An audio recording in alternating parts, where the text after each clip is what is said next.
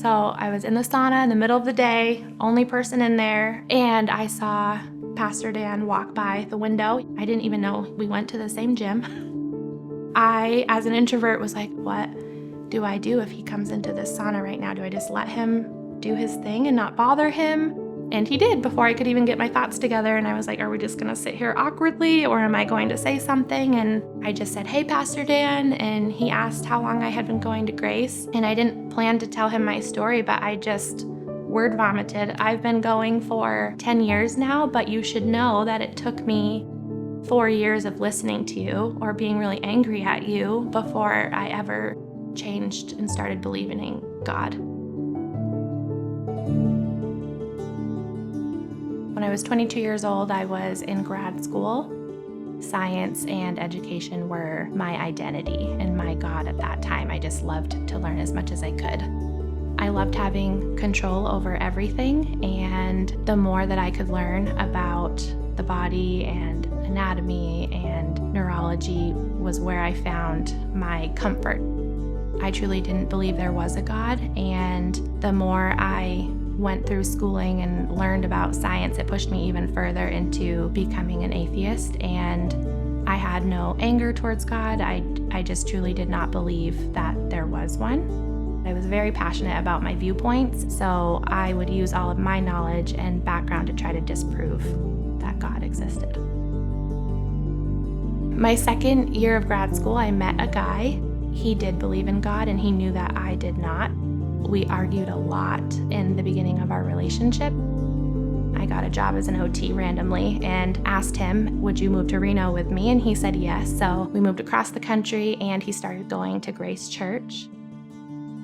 He would invite me every week, and I would go. I said, sure, I'll go. I like to learn. I treated it as a history class. I want to learn about the history of Christianity, just like I wanted to learn about all the other world religions. I remember mocking him and God. I truly couldn't understand why he believed. It didn't make sense to me that someone would just make a decision to follow something you can't prove. We got engaged at the end of 2013, and that's when my mom got diagnosed with terminal cancer. I moved home and took care of her for the 3 months that she lived, and that was, to this date, the hardest thing that I've gone through. I just thought, this is just how life goes. There's no purpose to it. We're just born. Some people live a long, good, healthy life. Other people die young. I thought it just made sense from a scientific perspective. We got married in 2015, and I still wasn't a believer. I went to church for 3 to 4 years, being completely closed off to believing. I thought the only reason people believed in God was because they were scared. Truly, as horrible as it sounds, that's how I viewed it back then for those 3 years. I would go and not understand the why behind it. I cried the first time they played the song Oceans. I wasn't a believer yet, but something was starting to change because that song reached me.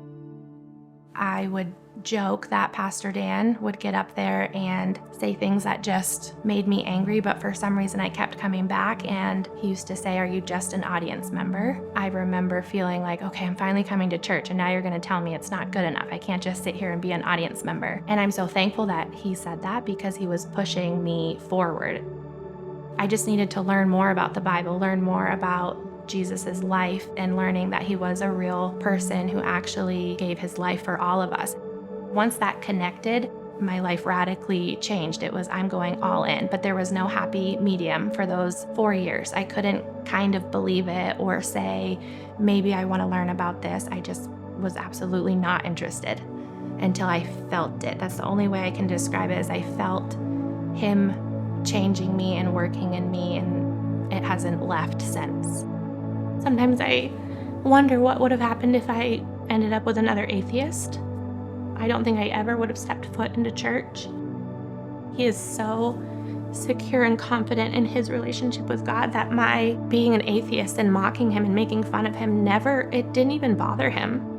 I think having people like him and Pastor Dan just be so bold in their faith, I was like, what is going on? Like, there's got to be something more, and you genuinely don't know until you feel it. So If he wouldn't have asked me to come to church every week, I probably never would have been open to Jesus otherwise. Once I surrendered my life to God, I have true peace, joy. I don't need to know what's coming next, and I know that God has got me no matter what it is. So I still get anxious about things. I still like to control things, but I know that I'm not the one that's in control, and that's the most freeing feeling in the world. Just like the 4 years it took me to believe in God, I waited for probably 3 years and just finally got baptized last November. Our marriage is so much stronger because we have Jesus as our foundation. I don't know what that would have looked like without him. I would elbow him and be like, "You seriously believe this?" And now when we're in church, I elbow him, "Hey, did you hear that? We need to do something. We need to move forward. We need to make a change in this area of our life." And we're both growing in our faith together. Each step along this journey has completely pushed me out of my comfort zone, but that truly is the only reason that I'm different and that I'm changed. I wouldn't have considered myself a joyful person before.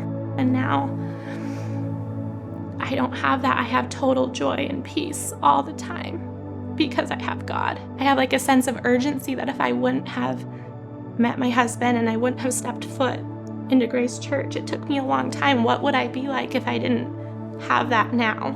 I can't even imagine who I would be today.